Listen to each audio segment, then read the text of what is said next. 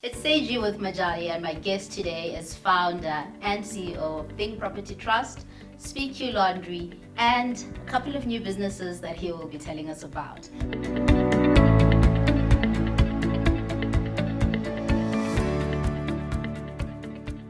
Semi Mongwai, welcome to Say.G, and thank you for choosing to share as you grow. It's an honor to be here. How was the pandemic for you, and how did it affect you? Look, the pandemic, I think the way the pandemic hit hard, I think it's more like it was a 5 years in 1 year. It was a 5 years experience in 1 year, and it affected my business badly. Yeah, because just on that year, we opened up a new branch, I think about January. So around September, we had to close the new branch, and I had to close another one too. So I had two branches closing for laundry and dry cleaning. It was just in 1 year. There was something bad happening to our business, but there was also good good stuff that happened with regard to our pickup and delivery. So pickup and delivery during the pandemic did really go very well, as opposed to the traditional way of doing business. So that actually oomphed us to think about other ways to actually get into businesses that are going to function with the pandemic. Let's talk about you as the entrepreneur. What was going through your mind? Where was your mind, your headspace during this time where you feel like I've worked on these things for the past 5 years and it looks like they're falling apart? I went on the website and I typed Careers 24. Look, it was hectic by that time because there was so much pressure on the fact that you have employees. Yeah. You have contract that you have signed up. You need to maintain your other side of the bargain. So there were it was really frustrating. The fact that every industry was actually affected. Yeah. So it was a huge knock because of the fact that there wasn't really much that you could do about it. There wasn't really much that you can change the situation. So I was frustrated during those times. I did get to a point whereby I'm thinking, what, let me just let everything be, leave everything in God's hands, as we usually, as we usually say whenever we're giving up. And I guess so many entrepreneurs were in that same headspace as you during the times of the pandemic, especially the first lockdown. We Yes. were in complete lockdown. We couldn't go anywhere, stuck at our homes, and our businesses depend on us being out there. Yeah. And everyone was going through this. How did you get out of that headspace? Because you're here now. Yeah. Your businesses are still running. Yes. You opened new businesses, but Yes. you were at a place where you had accepted that you failed. Yes. What was the turnaround moment for you? Look, the turnaround moment for me was the fact that I've emphasized this before, that it is important to have a coach. I got to a point whereby I contacted my coach and told him about what was happening, and it's like, what, everybody has been there. You need to snap out of that. So he asked me a question about what have you, like, just checked on my progress, like how long have you been in business? And I tell him, then he tells me, what, there's nobody who can be that in a business for so long and open so many branches if they didn't have a talent and a skill. You definitely have a talent and a skill. So that the pandemic cannot do anything to that. And in the process, I was in the process of getting opening up the two other new businesses. So he said the same thing, like, you, as much as you feeling that the pandemic has hit you, but you are able to see the new possibilities. You are able to see the new business that can rise out of this.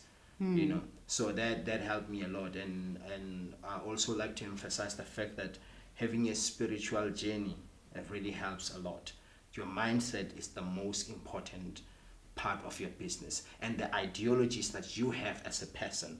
Almost 80% to 90% of business and the business direction of a company is based on the mindset of the entrepreneur. Definitely. If you have a vision and you are executing your vision, if you have a strategic direction, the business is based on the mindset. Yes. So during these times, you are having your own personal internal struggles with the pandemic. Yes. But you have to give hope to your employees. Yes. You have to be seen as a leader. Yes. Because everyone is looking at you now to say, we are in this crisis, or what's going to happen? Are our jobs secured? Yeah. What's going on? How do you become a leader when you as a person are not in the right headspace? You need to build yourself up to be strong to such a point that whatever happens outside of yourself doesn't affect you. You need to live in that mental, you need to have it to be in that mental state whereby whatever realities that are happening around you do not affect what you believe. So believe in your vision and believe in yourself and believe in God. That has always carried me through different storms. So definitely I would say that you need to clear up your mindset and you need to learn at all times. When you face a new situation, learn. So but when you are learning, you're actually opening yourself up to new possibilities. The more you learn, the more you are able to lead. To lead and motivate others. I like what you're saying, that it's your mindset that matters the most, because you can be going through a pandemic, but if you don't have the right mindset to face that type of challenge, you will find yourself unable to motivate others. You'll find yourself unable to even think straight. Yes.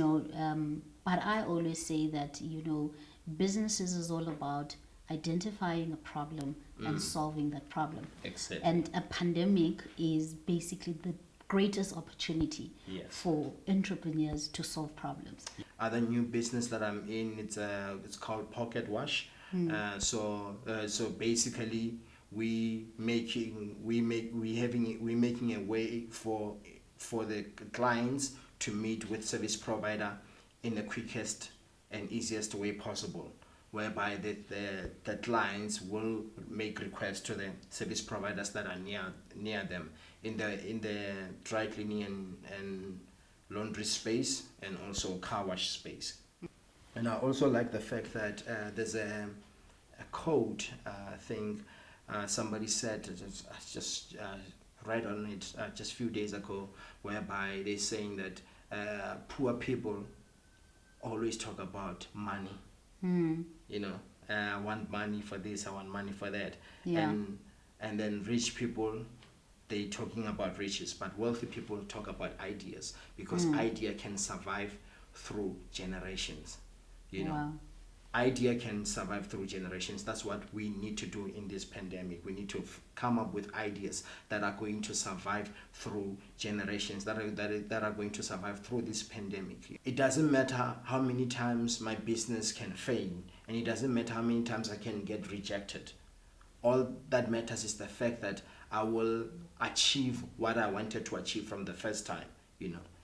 But if I don't have the record of that's a problem. And also the one thing that make me focus is that I learn. I need to learn. I network. I learn from different people, and I withdraw. That having a retreat is very important. Sometimes you need to withdraw from everything. And I think what I'm taking away from this, as you're talking, I'm realizing the importance of taking care of the inner man. Yes. Taking care of you, your mindset, taking care of who you allow into your circle. Yes. Because those people will influence you as well, Yes. and influence how you think. And making sure that when you look at yourself in the mirror, you're not comparing yourself to anyone. Yeah, definitely. But rather comparing yourself to your goals. I think that's a great way of staying focused on what you want to be and who you want to become. Because if you don't have a purpose, other people will give you a purpose. Exactly. So if you don't have a goal and a direction, you will look at someone else and you would want to be like them. So there's a lot of pressure from social media. Hence I'm saying that there's a time that you need to retreat from everything. Take yourself out of everything. But if you're going to be posting your things every now and then. You're basically making an invitation. So there's actually a great principle that I want to discuss. I want to say, which is very important. It is said that if you do something 1 or 2 times, it's fine. But if you do it more than 3 times, you're basically inviting a certain spirit for that particular thing that you're doing. The pandemic has also opened up a new stream when coming to young adults. Like, there are people who would post being in certain hotels or certain places and certain car shows, but now they were unable to go to those places. And most of those people are, God forbid, but I believe that most of them might have been depressed during those times because they have nothing to show. So you should not allow yourself to prove yourself to any person. You should never prove yourself to any person. Yeah, and talking about always focusing on yourself and your goals. For someone who has 4 businesses in different industries that are currently running at the same time, just take me through how your normal day looks like. How does your normal day look like? How do you structure yourself to make sure you give all your businesses the attention they need? Look, I have learned this this hack. Actually, it's a hack, I think, of focusing, divide your days. Your days, you have 24 hours, 8 hours to work. Then you divide your days, your hours according to the business. I know that from on a Monday, my focus should be on catching up on everything. And from this time to this time, I focus on this business. From this time to this time, I focus on that business. But there's interruptions here and there, and now and then. But like I said, what makes me more calm is the fact that every time, whenever I go about my business, I always dedicate a day or two to just retreat again and come back with fresh energy. Wow, that's actually a very great advice to say.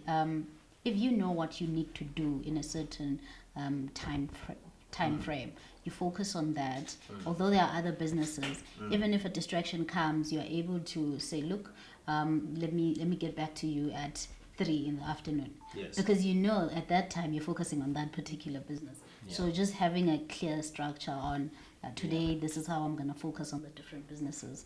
Working 1 hour and making more money than on a business you've worked 5 hours on. That's very key to know what needs to be done, and then just get the things that need to be done instead of focusing on the small minor details of your business.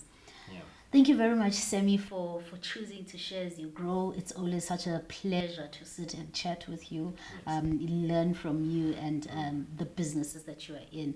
I've learned a lot from just this interaction with you. It's amazing to see you do great things, and all the best with the new ventures that you are in now. And wishing you well with the business journey.